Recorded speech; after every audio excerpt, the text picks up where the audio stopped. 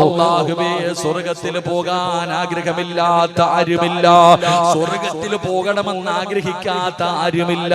സ്വർഗ്ഗം വേണോ, സ്വർഗ്ഗം വേണോ? അല്ലാഹുവിന്റെ പ്രവാചകൻ പറയുന്നു, ആരെങ്കിലും ഈ ആയത്ത് ഓതിയാൽ, എന്റെ പ്രിയപ്പെട്ടവരെ, അല്ലാഹുവിന്റെ റസൂൽ പറയുകയാ, ആരെങ്കിലും ഈ ആയത്ത് ഓതിയാൽ അവന് സ്വർഗ്ഗമല്ലാതെ വേറെ പ്രതിഫലമില്ലെന്ന് ആദരവായ പ്രവാചകൻ നബി മുഹമ്മദ് മുസ്തഫ സല്ലല്ലാഹു അലൈഹി വസല്ലമ തങ്ങൾ പറയുകയാണ്, ഈ ആയത്ത് ആരെങ്കിലും പാരായണം ചെയ്താ അവന്റെയും സ്വർഗ്ഗത്തിന്റെയും ഇടയിൽ ഒരേ ഒരു മറയേ ഉള്ളൂ. അവന്റെയും സ്വർഗ്ഗത്തിന്റെയും ഇടയിൽ ഒരേ ഒരു മറയേ ഉള്ളൂ. ഏതായത്തും അറിയുമോ? ഏതായത്തും അറിയുമോ? ഓതാ തീരുമാനിച്ചവര് ആദ്യം പ്രതിഫലങ്ങൾക്ക്, ആകെ പ്രതിഫലങ്ങൾക്ക് ഒന്നാമത്തെ പ്രതിഫലമെന്തെന്നറിയുമോ? മഹാനായ സഅദ് റളിയല്ലാഹു തആല അൻഹു, സഅദ് റളിയല്ലാഹു തആല അൻഹു, സഅദ് ഇബ്നു മുആദ് എന്ന് പറയുന്ന ഒരു സ്വഹാബിയുണ്ട്. 30ാമത്തെ വയസ്സിലാ മുസ്ലിമായത്. ജനിച്ചപ്പോഴേ മുസ്ലിമല്ല, 30ാമത്തെ വയസ്സിലാണ് മുസ്ലിമായത്. പടച്ചവനെ, 8 കൊല്ലമാണ് മുസ്ലിമായി ജീവിച്ചത്. 8 വർഷക്കാലം പടച്ചവനെ സഅദ് ഇബ്നു മുആദ് തങ്ങള് 8 വർഷമാണ്, 8 കൊല്ലമേ മുസ്ലിമായിട്ട് ജീവിച്ചിട്ടുള്ളൂ. ആ സഅദ് റളിയല്ലാഹു തആല അൻഹു മരിച്ചപ്പോ അല്ലാഹുവിന്റെ അർശ് കുലുങ്ങുകയാ. ഈ ലോകത്തിന്റെ അധിപനായ അല്ലാഹുവിന്റെ സിംഹാസനം അവിടുന്ന് കുലുങ്ങുകയാണ്, അവിടുന്ന് കുലുങ്ങുകയാണ്. പടച്ചവനെ, മയ്യത്ത് കണ്ടവരാരും മുഖത്ത് നിന്ന് കണ്ണെടുക്കുന്നില്ല.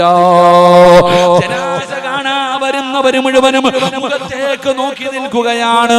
കാരണം അത്ര മനോഹരമായ മരണമാ. മുഖത്ത് വല്ലാത്ത പ്രകാശമാ, ചുണ്ടില് വല്ലാത്ത പുഞ്ചിരിയാ. പടച്ചവനെ, സഅദ് ഇബ്നു മുആദ് തങ്ങള് സഅദ് റളിയല്ലാഹു തആല അൻഹു മരിച്ചു കിടന്നപ്പോ അവിടുത്തെ മുഖത്ത് വല്ലാത്ത പ്രകാശമാ. നമുക്കും വേണ്ടത് ഇതല്ലേ, നമുക്കും വേണ്ടത് ഇതല്ലേ? മരിച്ചു കിടക്കുന്ന സമയത്ത് കാണാൻ വരുന്നവര് മുഴുവനും കൊതിക്കണം, കൊതിക്കണം, കൊതിക്കണം. എന്തൊരു മരണമാല്ലോ, എന്തൊരു ചിരിയാല്ലോ, എന്തൊരു പ്രകാശമാല്ലോ. നിങ്ങള് മരിച്ചു കിടക്കുന്ന സമയത്ത് ചിരിക്കണമടി പൊന്നുമോളെ. നിനക്ക് സൗന്ദര്യമില്ലെന്ന് പറഞ്ഞു ഭർത്താവ് എപ്പോഴും നിന്നെ കുറ്റം പറയുമല്ലോ. ഇക്കമാരെ, ഉപ്പമാരെ, നിനക്ക് സൗന്ദര്യമില്ലെന്ന് പറഞ്ഞ് നിന്റെ ഭാര്യ നിന്റെ കൂടെ വരാറില്ലല്ലോ. പക്ഷേ 3 കഷ്ടം വെള്ള തുണിയിൽ പൊതിഞ്ഞിട്ട് പയ്യങ്കയിലെ നിന്റെ വീടിന്റെ അകത്ത് കടത്തിയിട്ട് അവസാനം നിന്റെ ഭാര്യയോട് പറയുന്നു, കാണണമെങ്കിൽ കണ്ടോ. വീടിന്റെ അകത്ത് കരഞ്ഞ് തളർന്ന് കിടക്കുന്ന ഭാര്യയുടെ ചാരത്ത് കുടുംബക്കാര് ചെന്നിട്ട് പറയുമ്പോ നിന്റെ ഇച്ചാനെ കൊണ്ടുപോകാൻ പോകുകയാ. കാണണമെങ്കിൽ അവസാനമായിട്ടൊന്ന് കണ്ടോ. നിന്റെ അടുക്കലേക്ക് ജനങ്ങൾ ഇങ്ങനെ പിടിച്ചു കൊണ്ടുവന്നപ്പോ കറുത്ത ഗ്ലാമറില്ലാതെ ജീവിച്ചിരുന്ന നിന്റെ മുഖത്തെ പ്രകാശം കണ്ടപ്പോ നിന്റെ ഭാര്യ പോലും പറഞ്ഞില്ലേ, എന്തൊരു ഗ്ലാമറാ. എനിക്ക് മരിച്ചു കിടന്നപ്പോ നിങ്ങളെ പറയും മോളെ, നിന്റെ ഭർത്താവ് പറയണം, എന്റെ ഭാര്യയുടെ മുഖത്തെ പ്രകാശം ഇന്നും എനിക്ക് ഓർമ്മയുണ്ട്. ഇതുപോലെയാണ് മരിക്കേണ്ടത്, ഇതുപോലെയാണ് മരിക്കേണ്ടത്. അതിനുള്ള ഒന്നാമത്തെ വഴിയാ സഅദ് റളിയല്ലാഹു തആല അൻഹു മരിച്ചപ്പോഴാണ് അല്ലാഹുവിന്റെ അർശ് കുലുങ്ങിയത്. പടച്ചവനെ, എല്ലാവരും അവിടുത്തെ മുഖത്തെ പ്രകാശം കണ്ടു, എല്ലാവരും അവിടുത്തെ മുഖത്തെ പ്രകാശം കണ്ടു. അല്ലാഹുവേ, മയ്യത്ത് കട്ടിലിലേക്ക് ജനാസ എടുത്തു വെച്ചു. എന്നിട്ട് ജനാസ ചുമക്കുമ്പോ അല്ലാഹുവിന്റെ റസൂല് തള്ളവിരല് കുത്തിയിട്ട് നടക്കുകയാ. സ്വഹാബികളെ നോക്കുമ്പോ അല്ലാഹുവിന്റെ പ്രവാചകൻ അവിടെ നിന്ന് തള്ളവിരല് കുത്തിയിട്ടാണ് നടന്നുപോയത്. പടച്ചവനെ, അതാ സഹാബികൾ പറയുന്നു, നബിയേ, യാ റസൂലല്ലാഹ്, മയ്യത്തിനു ഭാരമില്ല നബിയേ. നമ്മളിൽ പലരുമുണ്ടല്ലോ നല്ല ആരോഗ്യമുള്ള തടിയുള്ള മനുഷ്യനാ, പക്ഷേ മയ്യത്ത് കട്ടില് തോളിൽ വെക്കുമ്പോ ഭാരം തോന്നാറില്ലല്ലോ. അല്ലാഹുവിന്റെ റസൂലിനോട് സ്വഹാബത്ത് പറയുന്നു, യാ റസൂലല്ലാഹ്, മയ്യത്തിനു ഭാരമില്ല നബിയേ. തള്ളവിരല് കുത്തികെട്ട് നടക്കുന്നത് കണ്ടല്ലോ. എന്തുകൊണ്ടാണ് തള്ളവിരല് കുത്തികെട്ട് നടന്നത്? സ്വഹാബാ, സലമില്ല സ്വഹാബാ, കാലുകുത്താ സ്ഥലമില്ല. 70,000 മലക്കുകൾ ഇറങ്ങി വന്നു. 70,000 മലക്കുകൾ ഇറങ്ങി വന്നത് കാരണം എനിക്ക് കാലുകുത്താ സ്ഥലം കിട്ടിയില്ല. എന്റെ പ്രിയപ്പെട്ട ഉമ്മമാരെ, നിന്റെ ജനാസ ഈ പയ്യങ്കി പള്ളിയിലേക്ക് കൊണ്ടുവരുമ്പോ അല്ലാഹുവിന്റെ മലക്ക് ചുമക്കണമടി പൊന്നുമോള്. എന്റെ ചെറുപ്പക്കാരികളോ പറയുകയാ, നിന്റെ മയ്യത്ത് ചുമക്കേണ്ടതും മലക്കുകളാ. അവളാണ് ഭാഗ്യവതി, അവളാണ് ഭാഗ്യവതി. എന്റെ ഉമ്മമാരെ, സീരിയല് കണ്ടിട്ട് കരയുന്ന ഉമ്മ, നാണമില്ലേ ഉമ്മ? നിനക്ക് അല്ലാഹുവിനെ പേടിയില്ലേ ഉമ്മ? എങ്ങനെയാ നിനക്ക് കരയാൻ തോന്നുന്നത്? ഒരുപാട് രോഗങ്ങൾ നിനക്കുണ്ട്. നിന്റെ മുടി നരച്ചില്ലേ? അത് മരണത്തിന്റെ അടയാളമല്ലേ? മുടി നരയ്ക്കുന്നത് മരണത്തിന്റെ അടയാളമല്ലേ? എന്തേ നിനക്ക് നന്നാകാൻ കഴിയാത്തത്? മഗ്രിബിന്റെ സമയം മുതൽ രാത്രി 9 മണി വരെ ടിവിയുടെ പെണ്ടിലിരുന്ന് കരയുന്ന ഉമ്മ, നിന്റെ ജനാസ കൊണ്ടുവരുമ്പോ കള്ളുപിടിയനും പെണ്ണുപിടിയനും നിസ്കരിക്കാത്തവനും വൃത്തികെട്ട ജീവിതം നയിക്കുന്നവരല്ല ചുമക്കേണ്ടത്. അല്ലാഹുവിന്റെ മലക്കുകൾ നിന്റെ ജനാസ ചുമക്കണം. അവളാണ് പെണ്ണ്, അവളാണ് സ്വാലിഹത്തായ പെണ്ണ്. എന്റെ പ്രിയപ്പെട്ട ഉപ്പമാരോട് പറയുകയാ, വാപ്പാ, മലക്കുകൾ നിന്റെ മയ്യത്ത് ചുമക്കണം. നിന്റെ ജനാസ നിസ്കരിക്കാൻ 70,000 VVIPകൾ വരണമുപ്പാ. അമേരിക്കയുടെ പ്രസിഡന്റ് വരുന്നതിനെക്കാളും പവറാ. ജനിച്ച കാലം മുതൽ മരിക്കുന്ന കാലം വരെ പാപം ചെയ്യാത്ത, പാപം പറയാത്ത, പാപം കാണാത്ത, അല്ലാഹുവിനെ വാഴ്ത്തുകയും അല്ലാഹുവിനെ പുകഴ്ത്തുകയും ചെയ്തുകൊണ്ടിരിക്കുന്ന 70,000 മലക്കുകൾ നിന്റെ മയ്യത്ത് നിസ്കരിക്കാൻ വരണ്ടേ? അതിനല്ലേ മരണമെന്ന് പറയുന്നത്. ഇത് പൈസ കൊടുത്തിട്ട് വാങ്ങാനുള്ളതല്ല, ഇത് അധികാരം കൊണ്ട് വാങ്ങാനുള്ളതല്ല, ഇത് കുടുംബ മഹിമ പറഞ്ഞിട്ട് കിട്ടുന്ന കാര്യമല്ല. പയ്യങ്കി പള്ളിയിൽ പലരെയും വെള്ളിയാഴ്ച ദിവസം കൊണ്ട് വെച്ചല്ലോ നിസ്കരിക്കാൻ സമ്പണ്ണിയപ്പോ പള്ളി മുഴുവനും നിറഞ്ഞില്ലേ? നീ തന്നെ ചിന്തിച്ചില്ലേ, ഇവൻ എന്ത് പുണ്യം ചെയ്തതിന് അല്ലാഹു കൊടുത്തതാ? ഇവൻ എന്ത് ചെയ്തിട്ടാണ് റബ്ബിവൻ ഇങ്ങനെ ഒരു മരണം കൊടുത്തത്? മോളെ, നല്ല മരണം വേണോ? നിന്റെ ജനാസ മലക്ക് ചുമക്കുകയാ. തങ്ങള് തങ്ങളുടെ ജനാസ ചുമന്നത് മലക്കുകളാ. അല്ലാഹുവിന്റെ റസൂലിന് കാലുകുത്താ സ്ഥലം കിട്ടിയില്ല. തള്ളവിരല് കുത്തികെട്ടാണ് നടന്നു പോയത്. ഇനി നിനക്ക് ചരിത്രമറിയുമോ? ഇനി നിനക്ക് ചരിത്രമറിയുമോ? ഇവിടത്തെ പള്ളിയിലെ കബറ് കുടിക്കുന്ന മനുഷ്യനെ നിനക്കറിയുമെങ്കിൽ, ചെറുപ്പക്കാരോ, ഇവിടത്തെ പള്ളിയിലെ കബറ് വെട്ടുന്ന മനുഷ്യനെ നിനക്കറിയുമെങ്കിൽ ചെന്നിട്ട് ചോദിക്കടാ. ആരെയെങ്കിലും കബറടക്കാര്, ആരെയെങ്കിലും കബറടക്കാര് കുടിയെടുത്തപ്പോ, കബറ് കുടിച്ചപ്പോ വല്ല അനുഭവവും ഉണ്ടായിട്ടുണ്ടോ?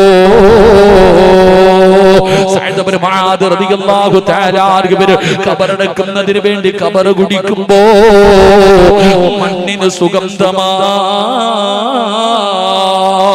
മണ്ണിന് പോലെ സുഗന്ധമാ.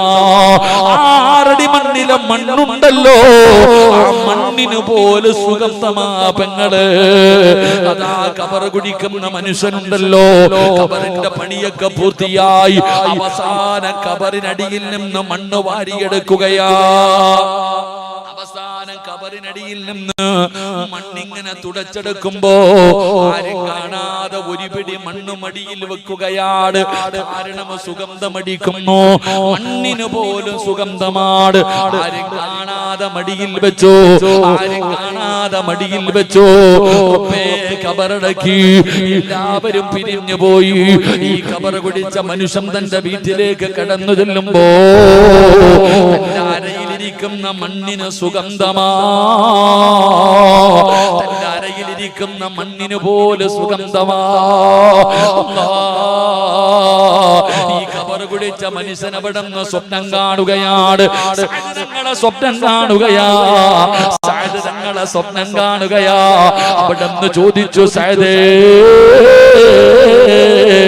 നീ മരിച്ചപ്പോ അല്ലാഹുവിന്റെ അർശ് കുലുങ്ങിയല്ലോ, നിന്റെ മുഖത്ത് വല്ലാത്ത പ്രകാശമായിരുന്നല്ലോ, നിന്റെ ജനാസയ്ക്ക് ഭാരമില്ലായിരുന്നല്ലോ, മലക്കുകളുടെ തിരക്കായിരുന്നല്ലോ, നിന്റെ കബറിലെ മണ്ണിന് പോലും സുഗന്ധമായിരുന്നല്ലോ. ഇതെങ്ങനെയാ, ഇതെങ്ങനെയാ ഈ പ്രതിഫലം കിട്ടാറുള്ള കാരണമെന്താ? എന്ത് നന്മയാ നിന്റെ ജീവിതത്തിൽ ചെയ്തത്, എന്ത് നന്മയാ നിന്റെ ജീവിതത്തിൽ ചെയ്തത്? സഅദ് റളിയല്ലാഹു തആല അവിടെന്ന് പറഞ്ഞു കൊടുത്ത മറുപടി എന്തെന്നറിയോ? അല്ലാഹുവിന്റെ ഖുർആൻ ഓതിയതിന് റബ്ബനിക്ക് തന്നതാ. രണ്ട് കാര്യങ്ങളാണ് പറഞ്ഞു കൊടുത്തത്. ഒന്ന് ഖുർആൻ ഓതി, രണ്ട് സുന്നത്ത് നോമ്പ് പിടിച്ചു. ഇതിന് പടച്ച റബ്ബനിക്ക് തന്ന പ്രതിഫലമാ. ചരിത്രമല്ലേ പെങ്ങള്, ചരിത്രമല്ലേ ചെറുപ്പക്കാരാ. അതുകൊണ്ട് ഇന്നത്തെ രാത്രി മുതൽ ഇന്ന് വരെയുള്ളത് പോകട്ടെ, ഇവിടെ വരുന്നതിന് മുമ്പ് വരെയുള്ളത് മുഴുവനും പോകട്ടെ. ഇൻഷാ അല്ലാഹ് മറക്കില്ല ഉസ്താദേ, നിങ്ങൾ പറഞ്ഞു തരുന്ന ആയത്ത് ഞാൻ മറക്കൂല. പടച്ചവനെ മരിക്കുന്ന കാലം വരെ എല്ലാ ദിവസവും ഞാൻ ഓതും ഉസ്താദ്, ഞാൻ അല്ലാഹുവിന്റെ ഖുർആൻ എടുക്കും ഉസ്താദ്. പലരും പറയുമല്ലോ ഉസ്താദേ സമാധാനമില്ല, പലരും പറയും ഉസ്താദേ സമാധാനമില്ല വീടിനകത്ത്, വീടിന്റെ അകത്ത് സമാധാനമില്ല, ഭാര്യയും മക്കളും തമ്മിൽ, പടച്ചവനെ കൂടപ്പറപ്പുകൾ തമ്മിൽ അടിയും ബഹളവും, വീടിന്റെ അകത്ത് സമാധാനമില്ലാത്ത എത്രയോ പേരുണ്ട്. അല്ലാഹു നമ്മളെ കാക്കുമാറാകട്ടെ. എന്തേ അതിന്റെ കാരണം? എന്തേ അതിന്റെ കാരണം? വീടിന്റെ അകത്ത് സമാധാനമില്ലാത്തതിന്റെ വഴി ഞാൻ പറഞ്ഞു തരാം. റസൂലുള്ളാഹി സ്വല്ലല്ലാഹു അലൈഹി വസല്ലമ തങ്ങൾ പറഞ്ഞു, 5 സ്ഥലങ്ങളിൽ 5 കാര്യങ്ങൾ ഇരുന്ന് കരയുന്നുണ്ട്. 5 സ്ഥലങ്ങളിൽ 6 സ്ഥലങ്ങളിൽ 6 കാര്യങ്ങൾ ഇരുന്ന് കരയുന്നുണ്ടെന്ന് നബി മുഹമ്മദ് മുസ്തഫ സല്ലല്ലാഹു അലൈഹി വസല്ലമ തങ്ങൾ പറഞ്ഞു. 1, പുതിയ പള്ളി കെട്ടി, മനോഹരമായ പള്ളി, വലിയ പള്ളി. പക്ഷേ നിസ്കരിക്കാൻ ഈ പള്ളിക്കകത്ത് ആളില്ലെങ്കിൽ ഈ പള്ളി കരയും.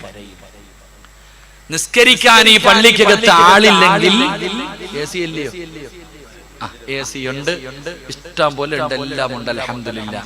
ഈ പള്ളിക്കകത്ത് നിസ്കരിക്കുക ഈ നാടിന്റെ ഐശ്വര്യമാണ് ഈ പള്ളി. ഈ നാടിന്റെ ഐശ്വര്യമാണ് ഈ പള്ളി. ഈ പള്ളിയാണ് ഭൂമിയും ആകാശവും തമ്മിൽ ബന്ധിപ്പിക്കുന്നത്. ഈ പള്ളി ഈ നാടിന്റെ ഐശ്വര്യമാ.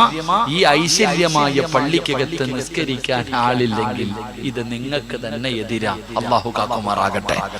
നിസ്കരിക്കാൻ ആളില്ലെങ്കിൽ ഈ പള്ളി കരയും.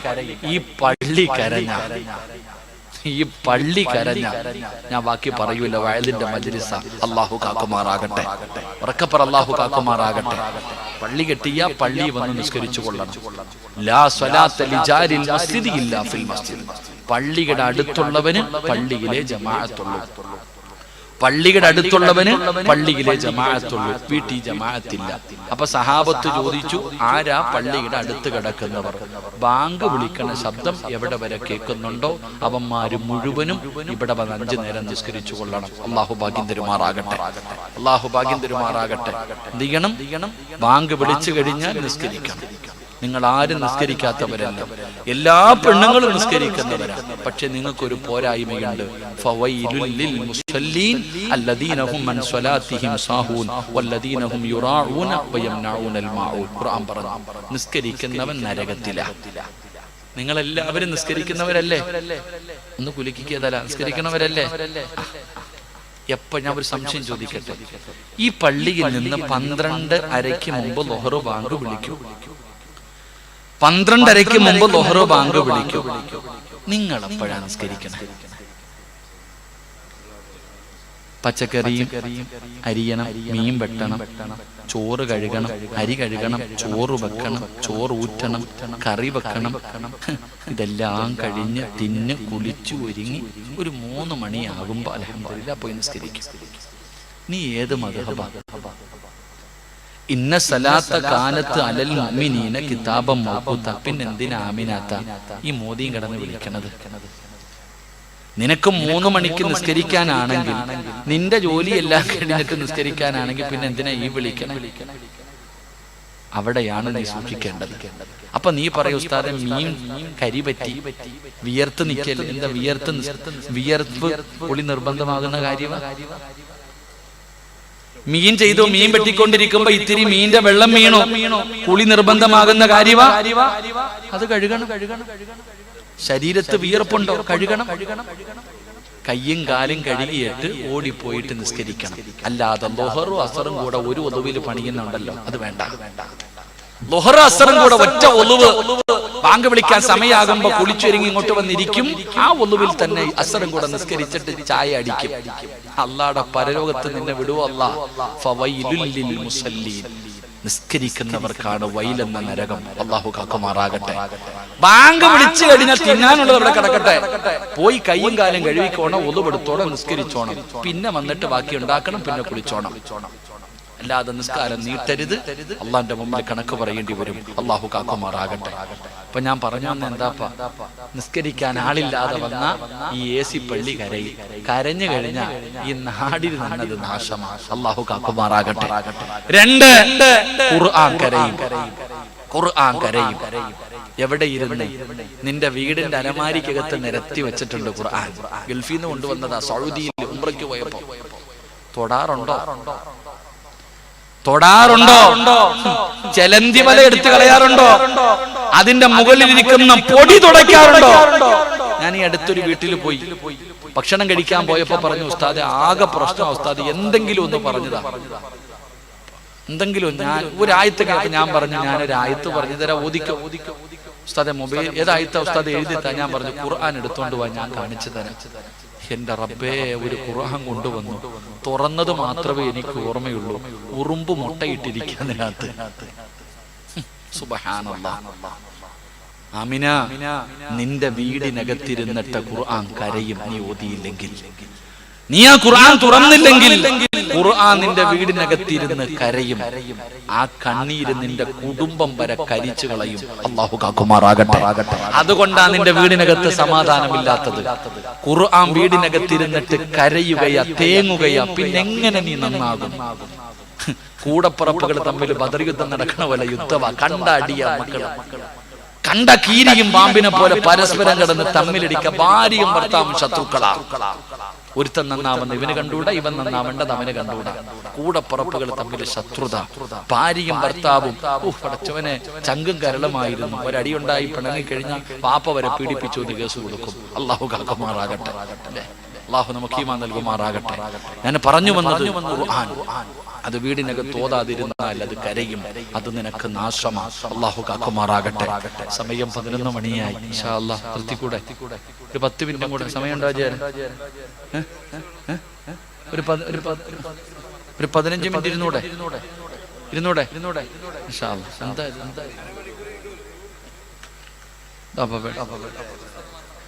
എന്താ ഇപ്പൊ ഈ പെണ്ണുങ്ങൾ എഴുതി തന്നേക്കുന്നത്?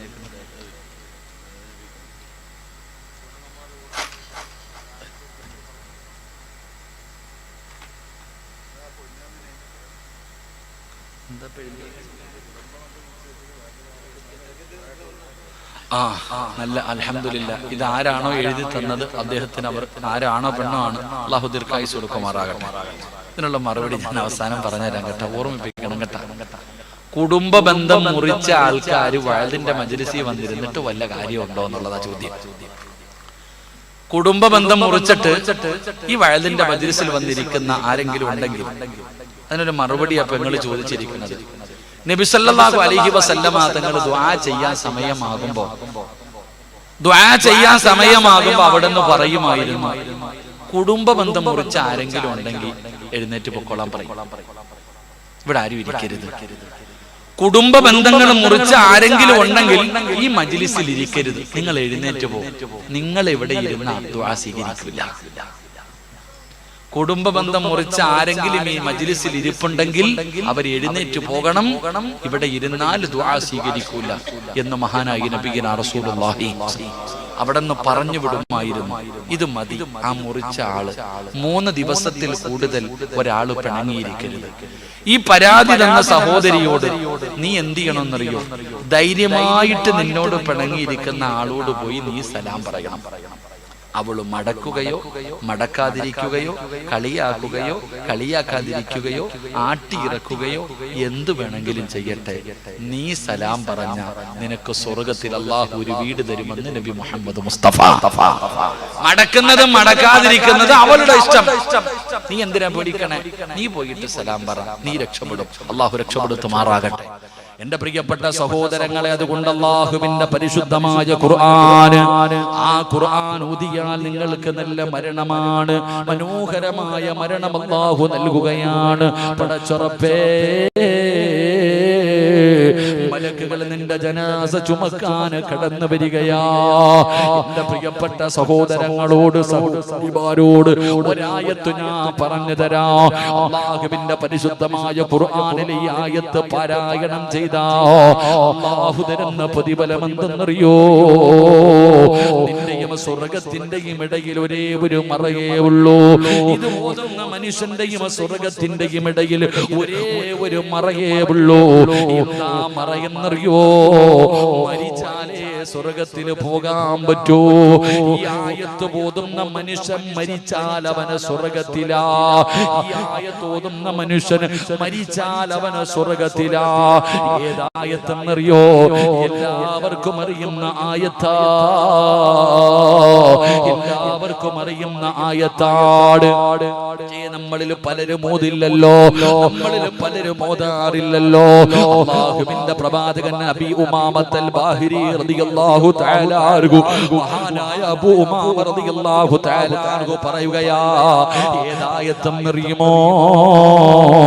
ആയത്തുൽ കുർസി എന്ന് പറയുന്ന ആയത്തുണ്ടല്ലോ.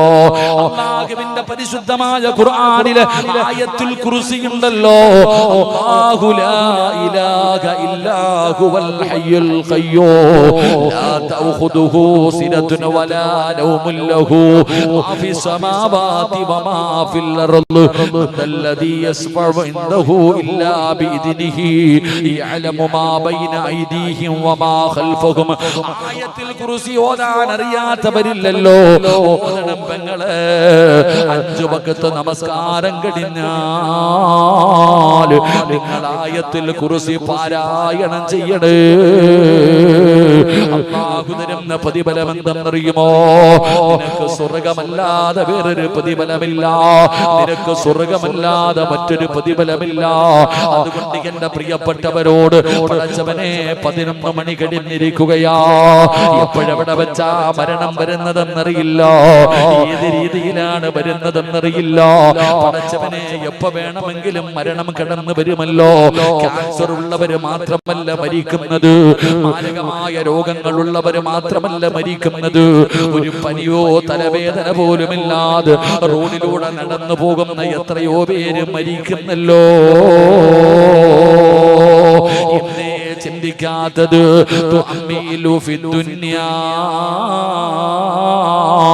തവീലൻ വലാ തദ്രീ ഇലാ ജന്ന ലൈലുൻ ഹൽ തഈസു ഇലൽ ഫജ്രി. وكم من صحيح مات من غير إلتي وكم من مريض عاش دهرا على دهري. എന്റെ പ്രിയപ്പെട്ടവരെ, രാവിലെ കണ്ടവൻ വൈകുന്നേരം എത്തുന്നില്ല. രാവിലെ വീട്ടിൽ നിന്ന് ജോലിക്ക് പോയ നിന്റെ വാപ്പ എവിടെ? രാവിലെ നിന്റെ വീട്ടിൽ നിന്ന് ഇറങ്ങിപ്പോയ നിന്റെ ഭർത്താവ് ഇവിടെ? 3 കഷ്ടം വെള്ള തുണിയിൽ പൊതിഞ്ഞ് വീട്ടിൽ കൊണ്ടുവച്ചത് മറന്നുപോയോ പെങ്ങളെ? എന്റെ പ്രിയപ്പെട്ട ചെറുപ്പക്കാരാ, ഉമ്മാടെ കൂടെ രാത്രി ഭക്ഷണം കടിച്ച് ചിരിക്കുന്ന മുഖത്തോടെ കിടപ്പറയിലേക്ക് കടന്നുപോയ നിന്റെ ഉമ്മ നേരം വെളുത്തപ്പ എഴുന്നേറ്റില്ലല്ലോടാ. എന്തേ ചിന്തിക്കാത്തത്?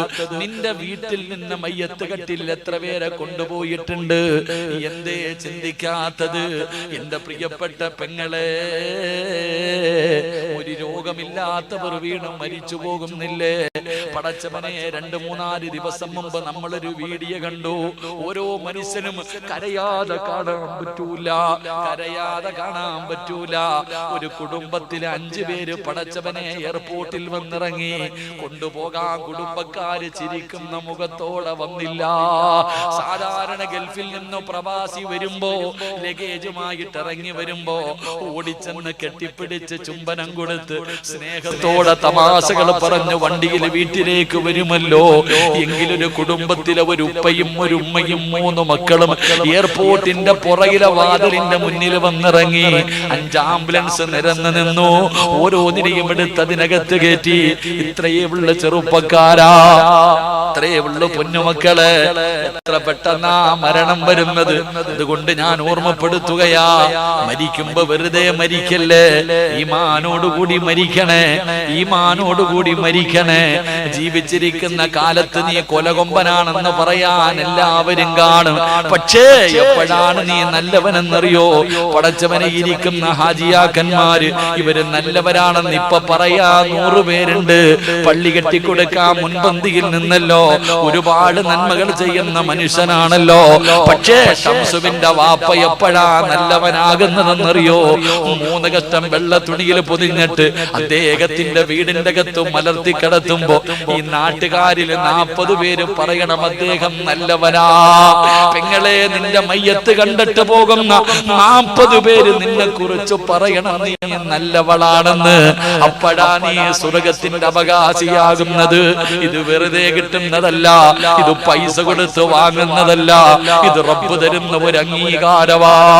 ഈ പയ്യക്ക് പള്ളിയിൽ, ഇവിടത്തെ പള്ളിയില് നിന്റെ ജനാസ കൊണ്ടുവെക്കുമ്പോ 100 പേരിൽ കൂടുതലുണ്ടാകണം ഉമ്മ. കോടിക്കണക്കിന് ആസ്തിയുള്ളവനെയും കൊണ്ടുവച്ചല്ലോ. ഈ നാട്ടിലെ ഏറ്റവും വലിയ സമ്പന്നന്മാരായത് കോടികൾ കൊടുത്തിട്ട് വീട് വെച്ചവരുണ്ടല്ലോ, കോടി ലക്ഷങ്ങളുടെ വാഹനത്തിൽ സഞ്ചരിച്ചവരുണ്ടല്ലോ, പണം കൊണ്ട് അമ്മാനമാടിയവർ, ലക്ഷങ്ങൾ വാരിയിട്ട് കളിച്ചവർ. മയ്യത്ത് നിസ്കരിക്കാൻ എത്ര പേരുണ്ടായിരുന്നു ഉപ്പമാരെ? 100 പേര് വേണം.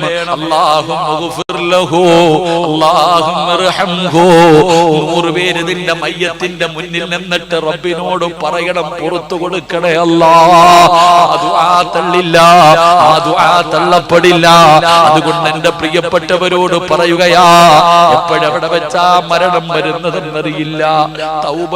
തൗബ ചെയ്യാ സമയം കിട്ടൂല, യാത്ര പറയാ സമയം കിട്ടൂല, പൊരുത്തം ചോദിക്കാ സമയം കിട്ടൂല. എന്റെ പ്രിയപ്പെട്ട പെങ്ങളെ, എന്റെ പ്രിയപ്പെട്ട ഭാര്യ എപ്പോഴും പറയും, നിങ്ങൾ മരിക്കുന്നതിന് മുമ്പ് എനിക്ക് മരിക്കണം, നിങ്ങൾ മരിക്കുന്നതിന് മുമ്പ് എനിക്ക് മരിക്കണം. ഞാൻ അത്ഭുതത്തോടെ ചോദിച്ച്, എന്തുകൊണ്ടാ നീ എങ്ങനെ പറഞ്ഞത്? ആ സമയത്ത് അവള് പറഞ്ഞ മറുപടി, ഞാൻ മരിച്ചാൽ ഇക്കായ്ക്ക് സഹിക്കാൻ പറ്റും, പക്ഷേ ഇക്ക മരിച്ചാ എനിക്ക് സഹിക്കാൻ പറ്റില്ലല്ലോ. പെങ്ങളെ, ഒന്ന് യാത്ര പറയാൻ, ഒന്ന് പൊരുത്തം ചോദിക്കാൻ സമയം കിട്ടൂല. ഒരേ പുതപ്പിന്റെ കീഴിൽ ഒരു ബെഡിന്റെ അകത്ത് രണ്ടുപേരുടെയും ശരീരത്തിന്റെ തൊലികൾ പോലും ചേർന്ന് കിടന്നിട്ട് രാവിലെ ഉറക്കത്തിൽ നിന്ന് എഴുന്നേറ്റപ്പോ ഭർത്താവ് എഴുന്നേക്കുന്നില്ല, വിളിച്ചപ്പോ എഴുന്നേറ്റില്ല, അറ്റാക്ക് വന്ന് മരിച്ചത് അടുത്ത് കിടന്ന ഭാര്യ പോലും അറിഞ്ഞില്ല പെങ്ങളെ. അതുകൊണ്ട് നിങ്ങൾ വിചാരിക്കുന്നത് പോലെയല്ല, നിങ്ങൾ തമാശ കാണുന്നത് പോലെയല്ല.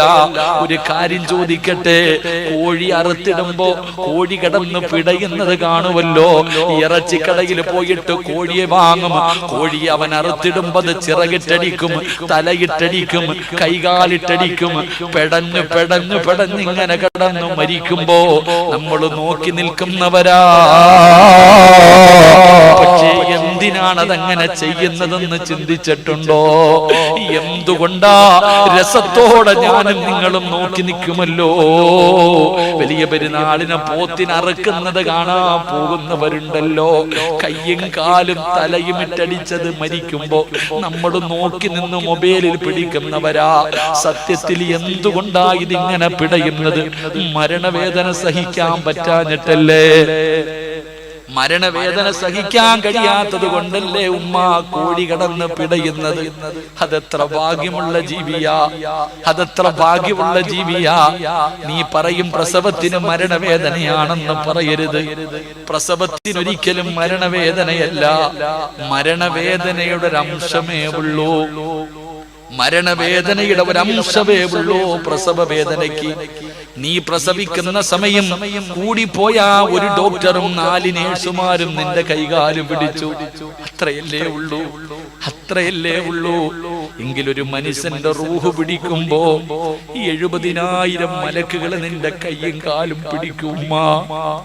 70,000 മലക്കുകൾ നമ്മുടെ കയ്യും കാലും പിടിച്ചു വെക്കും, നമ്മുടെ റൂഹ് വലിച്ചെടുക്കുമ്പോ. എന്തൊരു വേദനയാ പെങ്ങളെ, എന്തൊരു വേദനയാ. മലക്കുകൾ നമ്മളെ തല്ലുവല്ലോ.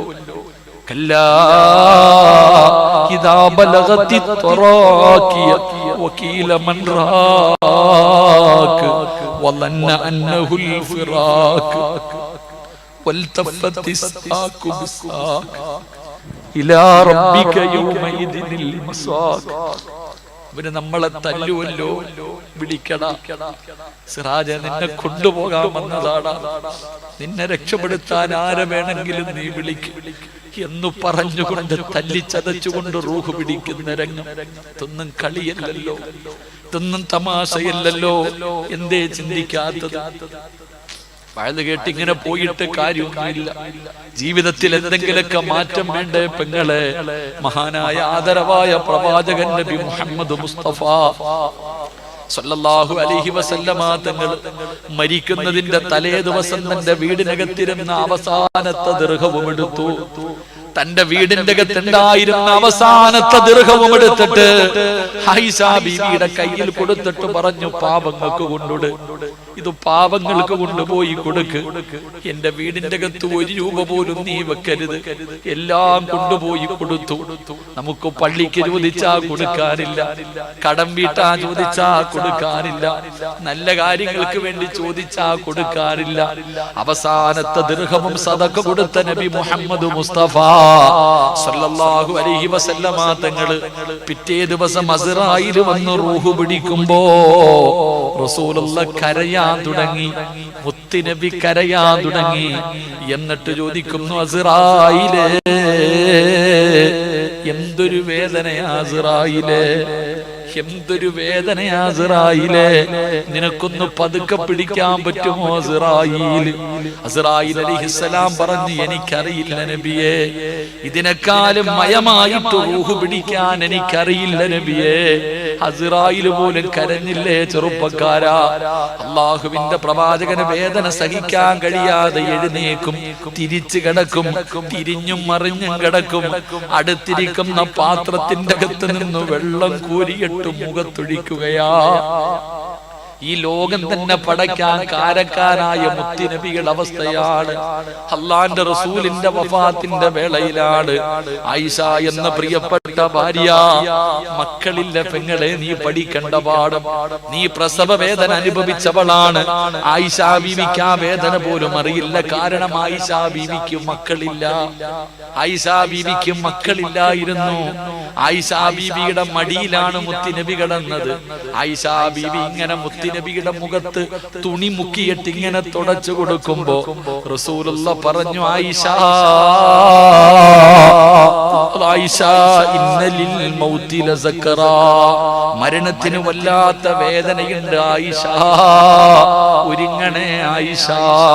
അതുകൊണ്ട് എന്റെ പ്രിയപ്പെട്ടവരോട് ഞാൻ ചോദിക്കുകയാണ്, നമ്മളും മരിക്കുമല്ലോ. കുല്ലു നഫ്സിൻ ദായിഖത്തുൽ മൗത്ത്, മരണം നമ്മളെ തേടിയും ഒരു ദിവസം വരുമല്ലോ. എന്റെ പ്രിയപ്പെട്ട പെങ്ങളെ, 36 വയസ്സുള്ള ഒരു ഉസ്താദ് കൊറോണ ലെൻസിൽ ബാധിച്ചിട്ട് മരണത്തോട് മല്ലടിച്ചു കൊണ്ട് കിടക്കുകയാ. അതാ ഹോസ്പിറ്റലിന്റെ ഐസിയുവിന്റെ അകത്ത് കിടക്കുമ്പോ ഡോക്ടർ പറഞ്ഞു, നിങ്ങളുടെ സമയമെടുത്തു. നേഴ്സുമാര് പരസ്പരം സംസാരിക്കുന്നത് കേട്ടു. അറിയിക്കാനുള്ളവർ അറിയിച്ചു കൊള്ളാൻ പറഞ്ഞു. 36 വയസ്സുള്ള ഉസ്താദ് 2 ചെറിയ മക്കളാ മോളെ, 2 ചെറിയ കുഞ്ഞുങ്ങളാണുള്ളത്. ഈ ഉസ്താദ് മരണത്തിന്റെ വേളയിൽ കിടക്കുമ്പോ കടന്ന് കരയുകയാ, കടന്നു വല്ലാതെ കരയുന്നുണ്ട്. അമുസ്ലിമായ ഡോക്ടർ വിചാരിച്ചു, പടച്ചവനെ മരണം അടുത്തത് കേട്ടത് കൊണ്ട് കരയുകയായിരിക്കും. അടുത്ത് നിന്നിട്ട് സമാധാനിപ്പിച്ചു.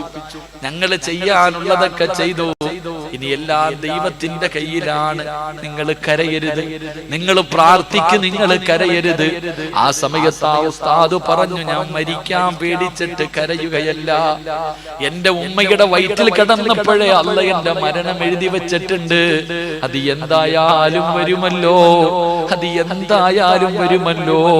ഡോക്ടർ അത്ഭുതത്തോടെ ചോദിച്ചു, പിന്നെ എന്തിനാ കരയുന്നത്? ഭാര്യയെ കാണാൻ നിങ്ങൾക്ക് ആഗ്രഹമുണ്ടോ?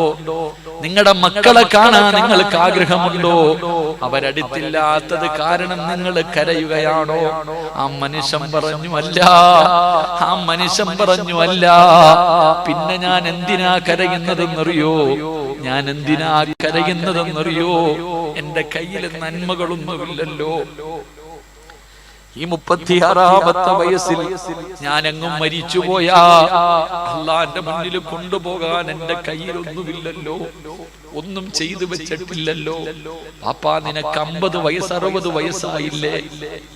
40 കഴിഞ്ഞ എത്ര പെണ്ണുങ്ങൾ ഇവിടെ ഇരിപ്പുണ്ട്. നിനക്ക് ഇന്ന് വരെ തോന്നിയിട്ടുണ്ടോ? ഇന്ന് രാത്രി നീ മരിച്ച എന്ത് ചെയ്തു വെച്ചിട്ടുണ്ട് പെങ്ങളെ നിന്റെ കയ്യിൽ? അള്ളാടെ മുന്നിൽ രക്ഷപ്പെടാൻ ഒരു റക്അത്ത് നിസ്കാരമുണ്ടോ? ഒരായത്ത് ഓതിയതുണ്ടോ? എന്തെങ്കിലും നന്മ നമ്മൾ ജീവിതത്തിൽ ചെയ്തു വെച്ചിട്ടുണ്ടോ? അതുകൊണ്ട് ചെയ്തിട്ടുണ്ട്, ചെയ്തതൊന്നും അല്ലാഹു സ്വീകരിച്ചെന്ന് പറയാൻ ധൈര്യമില്ല. അതുകൊണ്ട് ഞാൻ നിർത്തുകയാ. ഒരുങ്ങിക്കോ എല്ലാവരും. എപ്പോഴെവിടെ വെച്ചാ വരുന്നതെന്നറിയില്ല. ഇനി റബ്ബെനിക്ക് സമയം തന്നില്ല എന്ന് പറയരുത്. ഇന്ന് നിങ്ങളുടെ അവസാനത്തെ അവസരവാ. ഇന്ന് ജീവിതത്തിന്റെ അവസാനത്തെ അവസരവാ. വേണമെങ്കിൽ നന്നായിക്കോ. ഞാൻ ആദ്യം എന്റെ നഫ്സിനോട് പറയുകയാ, ഞാൻ വഴുതു പറയുന്നത് നിങ്ങൾ ആരെയും നന്നാക്കാനല്ല. അതിന് ഞാൻ കഷ്ടപ്പെട്ട് ഇവിടെ വരേണ്ട കാര്യമില്ല. ഞാൻ വഴുതു പറയുന്നത് എനിക്ക് നന്നാകാനാണ്. അല്ലാഹു എന്നെ നന്നാക്കുമാറാകട്ടെ. അതുകൊണ്ട് നിർത്തുകയാ. യാ അയ്യുഹല്ലദീന ആമനുത്തഖുല്ലാഹ ഹഖ്ക തുഖാതി വലാ തമൂതുന്ന ഇല്ലാ വഅൻതും മുസ്ലിമൂൻ.